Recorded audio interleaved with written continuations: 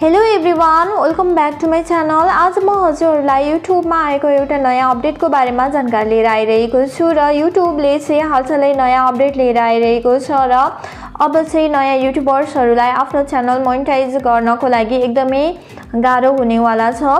किनभने पहिले हामीले आफ्नो युट्युब च्यानललाई मोनेटाइज गर्नको लागि 1K सब्सक्राइबर र 4K hours watch time complete गरेपछि हामीले मोनेटाइजेसनको लागि चाहिँ अप्लाई गर्न सक्थ्यौं भने अब चाहिँ यदि तपाईहरुको च्यानलमा 1K सब्सक्राइबर र 4K hours watch time complete भएको छ र च्यानलमा कम्युनिटी गाइडलाइन स्ट्राइक आएको छ भने तपाईहरुको च्यानल चाहिँ मोनेटाइज हुँदैन र कम्युनिटी गाइडलाइन स्ट्राइक हटेपछि मात्रै तपाईहरुले चाहिँ मोनेटाइज गर्नको लागि अप्लाई गर्न सक्नुहुनेछ र यदि च्यानलमा 3टा सम्म स्ट्राइक आएको छ भने चाहिँ च्यानल चाहिँ डिलिट हुन्छ र हाम्रो कम्युनिटी गाइडलाइन स्ट्राइक चाहिँ हट्नको लागि 3 महिना टाइम लाग्छ र 3 महिनासम्म हामीले चाहिँ वेट गर्नुपर्ने हुन्छ। त्यसैले यो अपडेट चाहिँ एकदमै ब्याड अपडेट रहेको छ र च्यानल मोनेटाइज गर्नको लागि चाहिँ एकदमै गाह्रो बनाएको छ युट्युबले आजभोलि।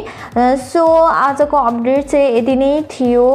हजुरहरूलाई कस्तो लाग्यो यो अपडेट? मलाई चाहिँ एकदमै नराम्रो लाग्यो।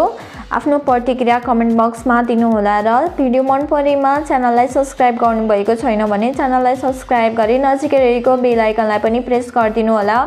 Thank you so much. Bye bye. See you.